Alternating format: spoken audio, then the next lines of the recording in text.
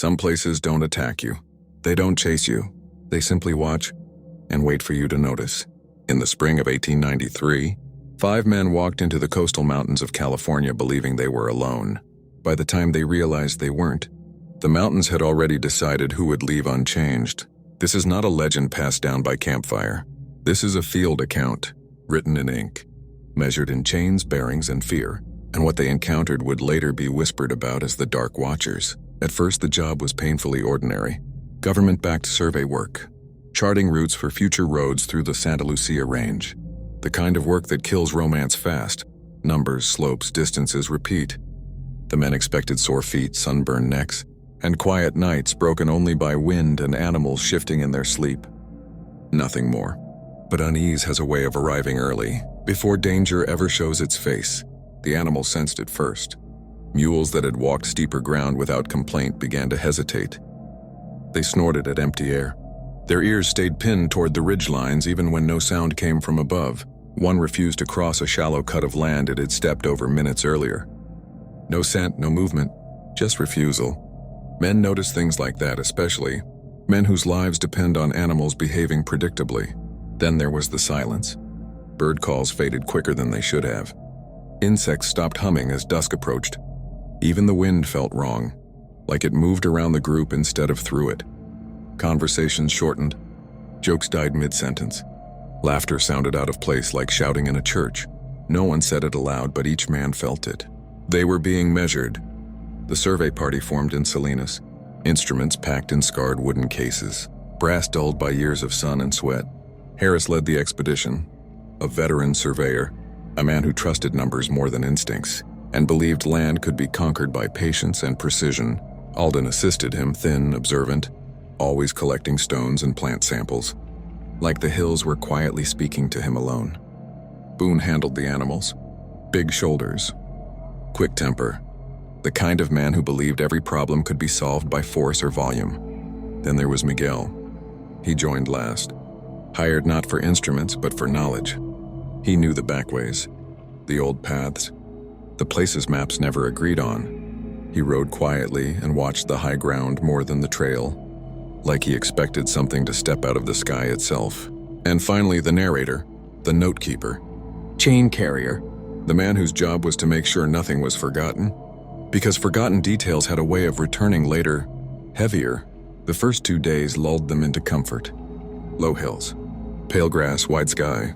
Work went smoothly. Stations were set. Numbers checked. Confidence grew. That's how these stories always start. On the 3rd day, everything narrowed. The trail climbed. Trees pressed in. Light thinned even at noon. Heat stayed trapped beneath the canopy, thick and unmoving. The ground shifted from soil to loose rock, sliding under boots without warning. That night, camp felt different. Not dangerous, just observed. Miguel kept walking beyond the firelight, then returning. Again and again. Not checking animals, not searching brush, just stepping into darkness and back, like testing how far the night would allow him to go. When Harris finally asked if he expected trouble, Miguel didn't answer right away. He stared toward the ridges instead.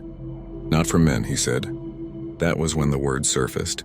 Watchers, dark figures, seen on high ground, at dawn and dusk, never close, never leaving tracks. Boone laughed it off. Alden listened. Harris dismissed it as local talk meant to scare outsiders, but the narrator noticed something important. Miguel wasn't telling a story. He was issuing a warning. The danger is fear, Miguel said. Men make mistakes when they think something watches them. That sentence landed harder than any ghost tale, because fear doesn't need claws. It only needs time. The next day, they climbed higher. The landscape opened into bare rock faces where sound carried too. Foreign shadows formed sharp edges. The sun dropped low. Work continued, but tension crept into every movement. Then Miguel stopped walking. He stared at a notch along the ridgeline where shadow clung while the surrounding stone still held light. The narrator followed his gaze and saw it. A shape, upright, still, too tall to be brush, too narrow to be stone. It stood where no trail existed. No movement, no detail, just a dark outline against the sky, as if the mountain itself had decided to grow a spine and look back. One by one, the others noticed. Harris called it a stump. There were no trees there, Alden raised field glasses, lowered them, raised them again. "It has no detail," he said quietly. "It's just dark." Miguel whispered, "Do not look straight." And then it was gone, not moving away, not fading, just absent. The ridge stood empty, ordinary, silent, but the feeling remained that something had been acknowledged, that something now knew it had been seen. Harris packed the instruments without explanation. Camp was made early, animals tied close, fire kept small. No one joked that night. No one slept easily, because deep in those California mountains, in 1893, 5 men had just crossed the line between being alone and being observed, and whatever stood on that ridge, it hadn't finished watching. Once you realize something is watching you, sleep becomes a negotiation, not a rest. The night pressed down hard after the sighting, not with noise, with restraint, the kind of quiet that feels deliberate, like the mountains themselves were holding their breath. The fire burned low, not because anyone said so, but because no one wanted to draw attention upward. Flames make silhouettes. Silhouette invite comparaison. And none of the men wanted to imagine how small theirs might look from the ridgeline. The animals felt it again first. A mule shifted and stamped, then froze as if it had heard something no human ear could catch. Another let out a low, uneasy sound and pressed close to Boone's bedroll.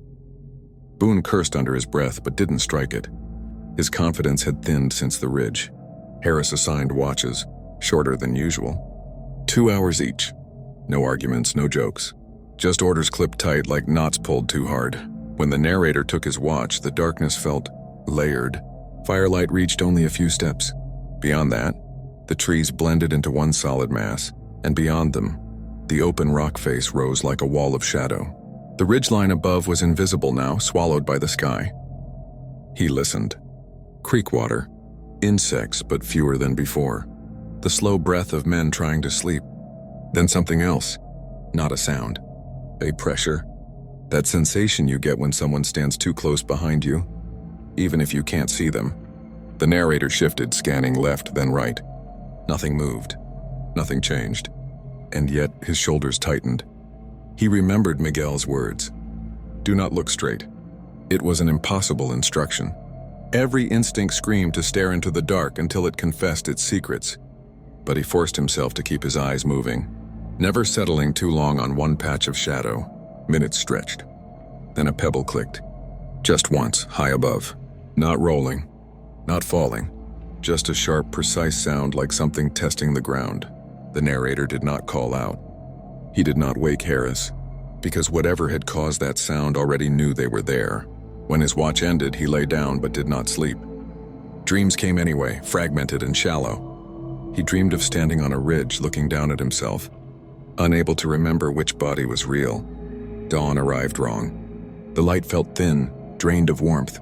Shadows lingered too long. Colors refused to fully wake. Even Harris paused, scanning the sky like a man checking a compass he didn't trust. Miguel returned from a short walk without being asked. They were closer, he said. No one asked who. Boone scoffed, but his voice cracked. You didn't see anything. Miguel shook his head. I felt them. Work resumed because stopping would mean admitting fear had authority.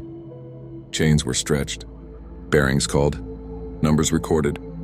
The narrator focused hard on his figures, grounding himself in measurements. Land could be tamed with math.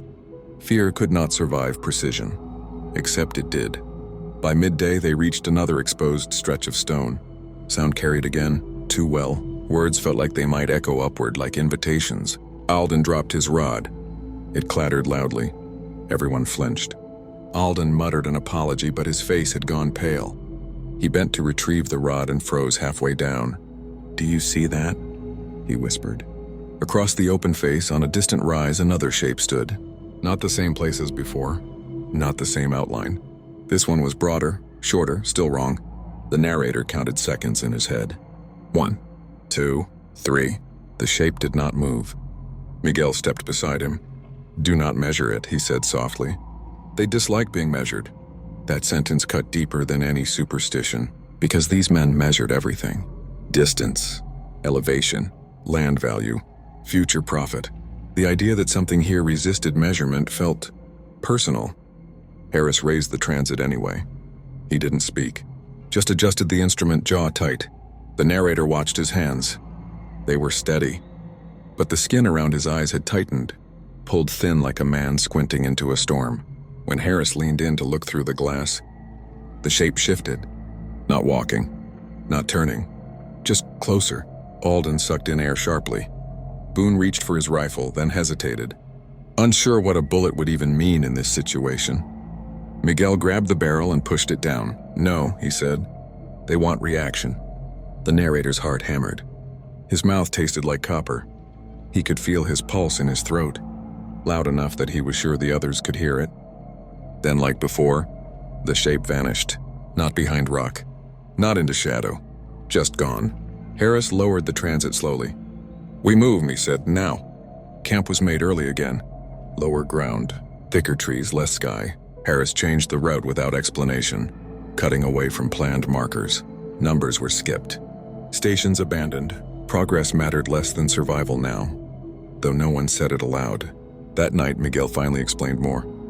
"They are not spirits," he said. "Not ghosts. They are watchers, old ones. They stay where land opens, where humans look up." "Why?" Alden asked.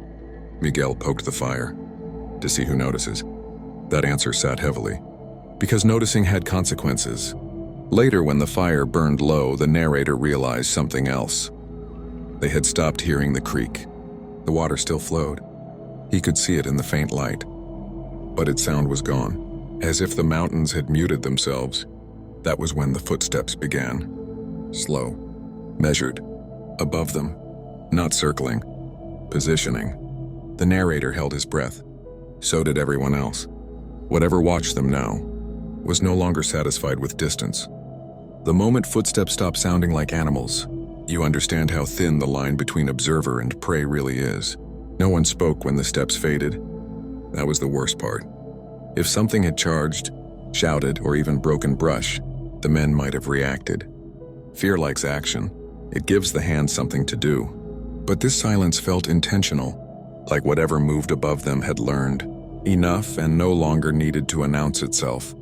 Harris finally whispered, "How many?" Miguel didn't answer right away. His eyes tracked the slope, not one spot, but several. "More than one," he said. "Not many." That should have been reassuring. It wasn't, because not many still meant more than zero. The men slept in turns, backs to trees, rifles close but unfired.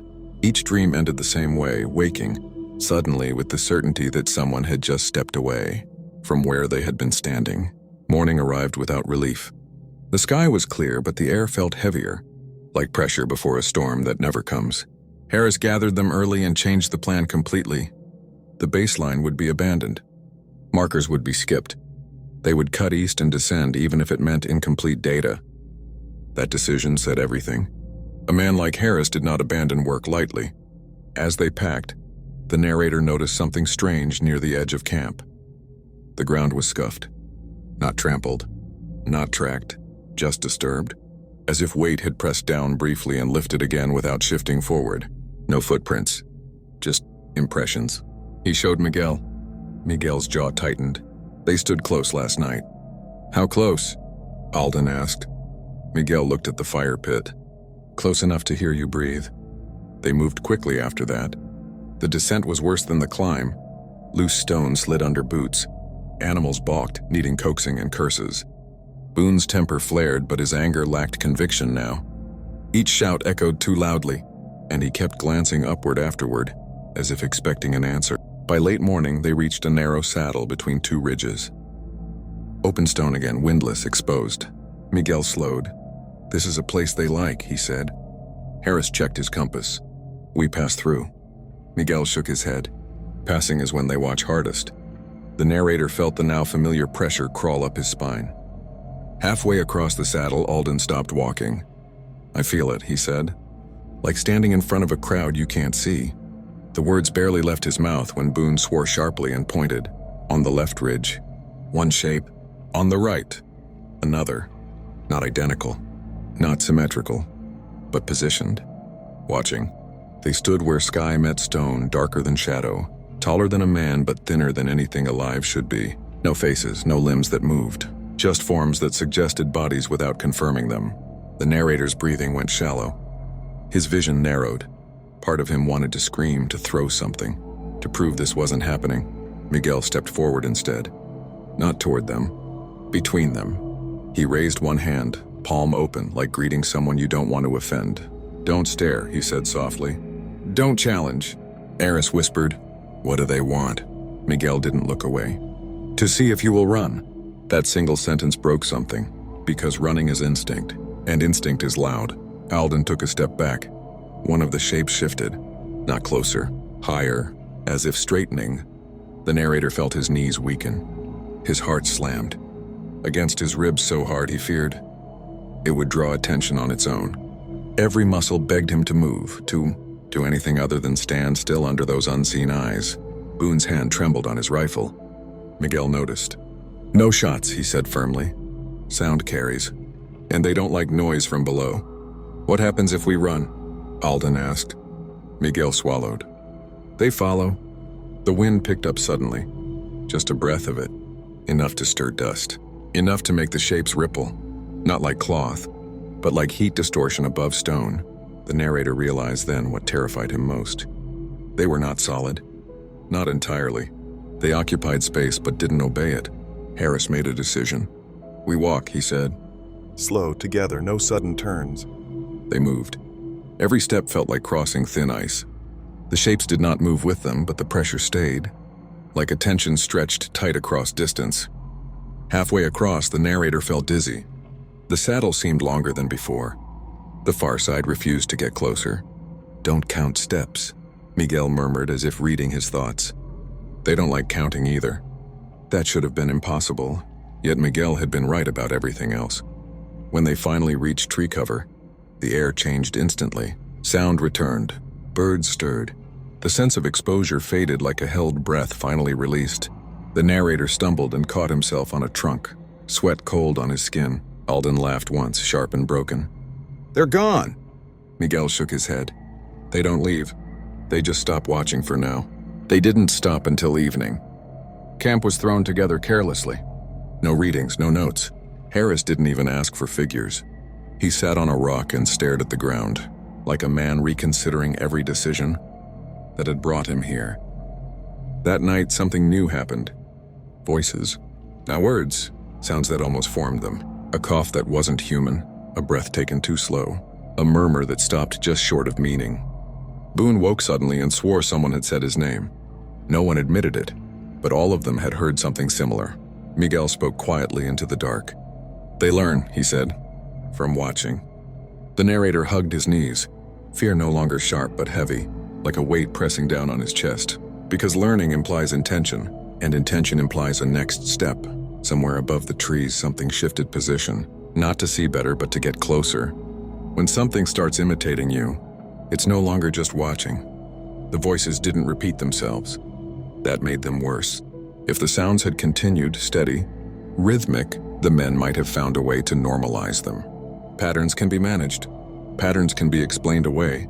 But these sounds came once, precise and surgical, like probes. A cough that mirrored Boone's. A breath paced like Alden's. A faint, throat clear that matched the narrator's own nervous habit. Then silence again. Miguel fed the fire with care, keeping it small. "They test," he said. "They see what pulls you apart." Harris finally spoke, his voice low and strained. "You said they don't come close." Miguel didn't look up. "I said they don't usually." That single word usually hung in the air like smoke. The night dragged. Sleep came in fragments. Each man woke convinced he had missed something important. At one point, the narrator felt certain a shadow had crossed the edge of the firelight, but when he focused, it resolved into nothing more than shifting branches. Dawn arrived with a pale, washed-out light. Harris stood immediately and announced they would descend hard and fast. No more stations, no more measurements. The work was over whether the company liked it or not. They broke camp quickly, too quickly. That's when Alden realized his small specimen book was missing. He went pale. "I had it by my bedroll," Boone cursed. "Leave it." Alden hesitated. He looked around the clearing, eyes darting to the tree line. "It's just paper and stone." Miguel's voice sharpened. "Paper holds marks. Marks matter." Too late. Alden stepped back toward the fire pit. The narrator watched it happen in pieces, like memory breaking itself apart to survive. Alden bent. The air shifted. Not wind. Pressure. The fire dipped, flames pulling inward instead of up. And from the trees behind them came a sound that finally crossed the line. Footsteps, heavy, measured, close, not above, not distant. Here, Boone spun, rifle half raised. Miguel shouted, "No!" A shape emerged where the trees should have been thickest. It didn't step forward. It resolved, like a silhouette filling in, taller than any man, narrow through the chest. Its edges blurred and sharpened at the same time, refusing the eye's attempt to define it. The head tilted, not like curiosity but like adjustment, as if aligning itself to Alden's height. Alden froze. The narrator couldn't breathe. Harris whispered back slowly.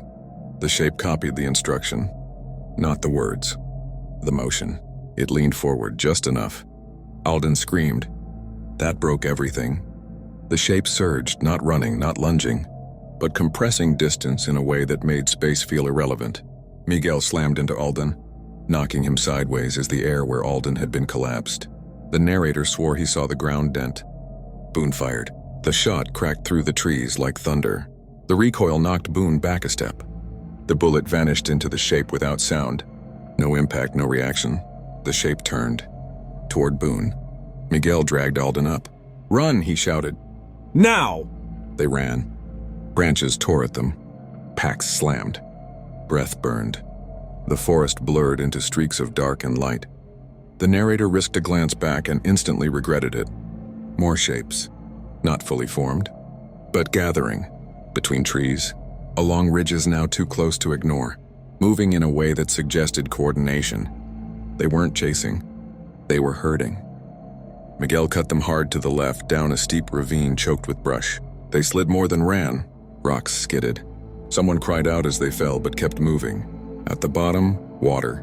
A narrow stream, cold and fast. Miguel didn't hesitate. He plunged in, dragging Alden with him. "Water breaks the line," he yelled. "Don't stop." They crossed once, twice, 3 times, wading upstream, then cutting back. The narrator's legs went numb, but fear kept him upright. When they finally scrambled onto the far bank and collapsed, the forest felt quieter. Too quiet. They waited. Seconds stretched into minutes.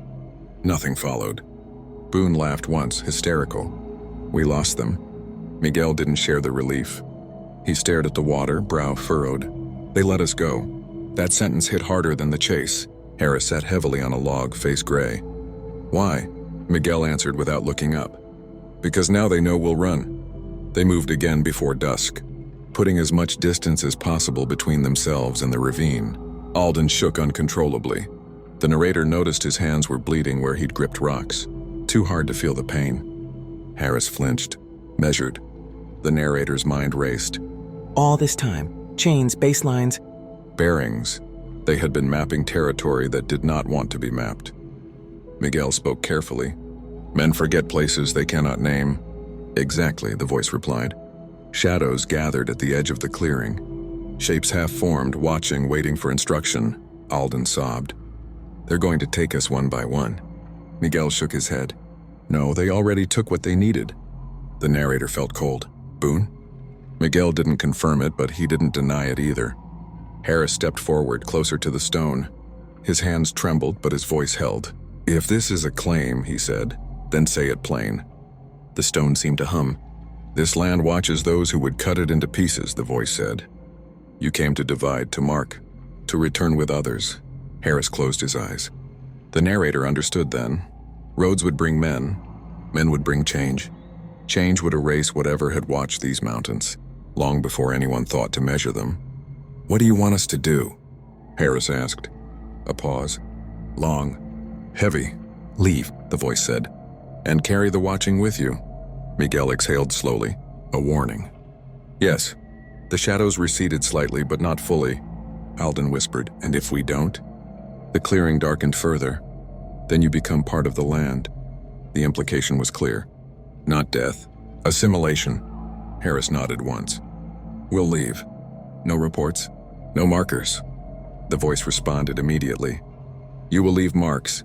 The narrator felt the truth of it settle into his bones. Trauma leaves records no ledger can erase. The stone's hum faded. The pressure lifted just enough to breathe again. Miguel turned to them. "When we go," he said, "we don't run. We don't look back. And we don't speak about this place while we're still in it." They obeyed. As they stepped out of the clearing, the forest closed behind them, seamless, silent as if the space had never existed. Only one thing remained. The narrator felt it constantly now. That sense of being watched. Not from ridges, not from trees, but from somewhere just behind his eyes. Whatever the Dark Watchers were, they were coming with them. Leaving the mountains didn't end the watching. It only changed where it came from. They walked for hours without speaking. No one needed instructions anymore. Fear had synchronized them better than any command ever could. Boots moved in quiet rhythm. Breath stayed controlled. Eyes stayed low. Yet the narrator felt it constantly, an awareness pressing from behind his thoughts, as if something now occupied the space where certainty used to live. The forest allowed their passage. That was the most unsettling part. No branches snagged them. No loose stone betrayed their steps. Even the animals moved easier, though their ears never relaxed. It was as if the land itself had decided the outcome and was simply ushering them toward it. Alden finally broke. "I can still hear Boone," he whispered. Not his voice, just where he should be. Miguel didn't slow. "That will fade," he said. "What replaces it will not." By late afternoon, the slope softened. The air warmed. The oppressive silence thinned just enough for distant bird calls to return. Civilization wasn't near, but it felt imaginable again. That's when Harris stopped. He reached into his coat and pulled out the sealed packet the company had given him. The rough map. The instructions he had never shown them. He stared at it for a long moment, then tore it in half. Once, then again. He scattered the pieces into a stream without ceremony. "They'll send others," Alden said weakly. Harris nodded. "Not with my numbers." Miguel watched the paper dissolve. "That buys time," he said. "Sometimes that's all a place asks for." As dusk approached, they made camp, barely. No fire, cold food, short watches. Old habits refused to die, but none of them trusted routine anymore.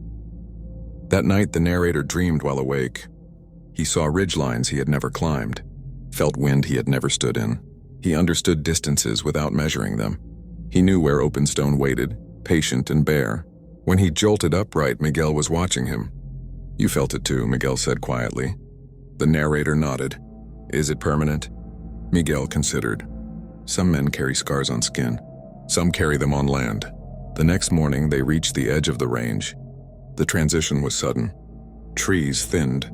Light widened. The horizon opened like a door. Below them stretched familiar valleys, farms, roads, smoke from distant chimneys. Normality. It felt unreal. Alden laughed, high and brittle. "We made it." No one shared the relief. Because even here, with open sky above, the narrator still felt watched. Not from the ridges behind them. From reflections. In water. In polished metal. In glass. Harris noticed it too. He avoided his own reflection. When cleaning the transit case last time before packing it away forever, Miguel prepared to leave them at a crossroads before noon. "This is where I stop," he said. "I don't follow what leaves the mountains." Harris extended his hand. Miguel hesitated, then took it briefly. "If anyone asks," Harris said, "what do we say?" Miguel released his grip. "Say the route was unsuitable." Simple. True enough. Before turning away, Miguel looked directly at the narrator. "They don't follow everyone," he said. "They follow those who noticed." The narrator swallowed. "Why me?"